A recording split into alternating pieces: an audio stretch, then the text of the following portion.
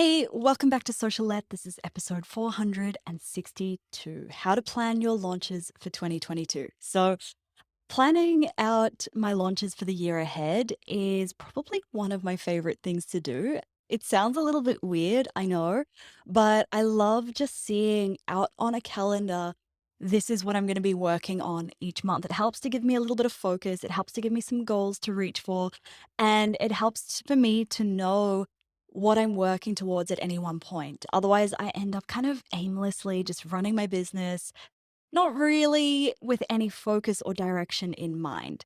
So, I highly would recommend that if you're planning on launching even just once in 2022, that you set aside some time to plan out the launch dates so that you know, okay, this is what I'm working towards, this is what I need to be doing at any point in time.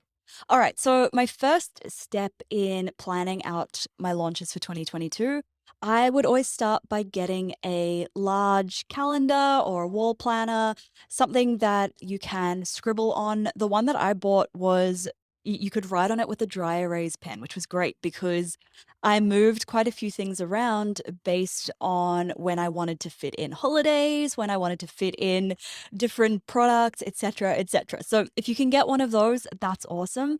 Otherwise, you can download some awesome PDF calendars online. I'm sure there'd be loads of those if you search for them on Google.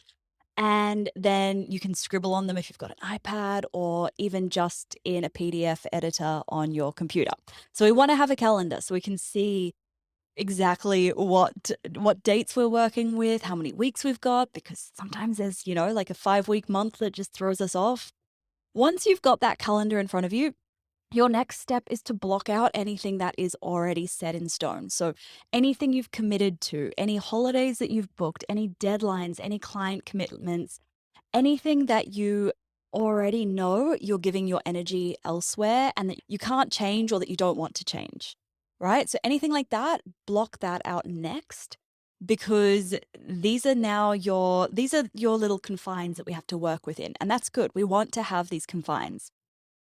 Then I want you to think about intentionally designing your year. So for me, I know that I have this 2-week hike that I want to do through the Northern Territory in winter. It has to be done in winter because otherwise it's too hot. So I know that that's going to be 2 weeks of me off the grid. I can't have my laptop. I probably won't have much phone signal. So I know, okay, I need to fit that in somewhere in winter. So I played around a few times with where I wanted to put that, based on where my launches were going to be and based on what else I was going to be doing in my business. So when you intentionally design your year, put in particular holidays you want to take. If you want to take every Friday off, cool, block your Fridays out. This is about you. Like you started your business to have that freedom to do what you want to do when you want to do it. So I want you to get clear on what is it that you want so that you can make time and space for that in your calendar. Rather than letting your year happen to you, we're intentionally setting yourself up for the year. Okay, then the next step, I want you to look at your calendar quarter by quarter. So I try to have a rough plan for the entire year, but I don't stick to it as much because so much can change. Like 2020 was the first year that I really did a solid plan for a whole year. And by halfway through quarter one, everything had changed. So do a rough outline of the whole year, but get really focused on each quarter at a time. So at the end of December, I was planning for quarter one. Towards the end of quarter one, I'll be getting really deep into quarter two.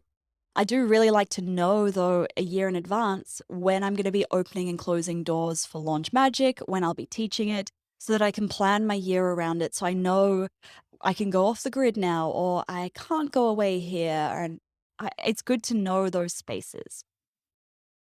So once you've filled in those cart open dates for your major one launch, two launches, three launches, however many launches you're doing, I want you to put in those cart open dates. So, doors open, doors close. Once you've got those dates, block out 7 to 10 days before that as webinar promotion time. And then I would pencil in roughly 10 weeks before that as your launch. So those 10 weeks are a lot more flexible. You don't need to be at your desk. You can go on holiday as long as you've got everything scheduled and you're still willing to show up a little bit. That's just penciled in, but you know that it's still going to be a little bit more work in those 10 weeks. Then, what I do once I've got my launches fitted in, I will fill in the remaining spaces in quarter one with other activities and launches that I want to do. So, for example, in February, I'm running Launch Magic Live, which tickets will be on sale for that in mid Feb, actually on Valentine's Day, I think. So, we'll have tickets available for that in mid Feb. And then I know, so I'm doing that in mid Feb. I know in March, I'm launching my course, Boost Your Brand Superfans. So cool, that's my quarter one filled up. Quarter two, I know I'm doing another Launch Magic launch, but when I get closer to quarter two, I'll see how I'm tracking with everything else. I'll have a look at the spaces and see if I can fill in a few other little fun activities in between there. But I'm not going to plan it down to a T just yet. As I go through the year, I will pretty much always have new ideas that I want to implement. And I just fit these in around my major launches. But for me, my two Launch Magic launches each year, those are the biggest things that I do in my business. So I always want to make sure that I have 100% focus while I'm launching Launch Magic. I would encourage all of you, even if you're still working on client work, I would encourage you to block out your one or two, however many big launches you have, treat that like it's gold. It cannot be moved. It's an appointment in your calendar that has to be there, and it's a priority in your business. I think where a lot of people get stuck with launches is they don't realize that it is a major project, that it's supposed to be a lot of work. And they start doing it and they think, oh, this is too much work. I can't fit it in. I've got all these other priorities. But the problem is that if you don't prioritize it, you are never going to find the time to do it. So then once you've got all of those dates locked in, planning your content for the year becomes a lot easier.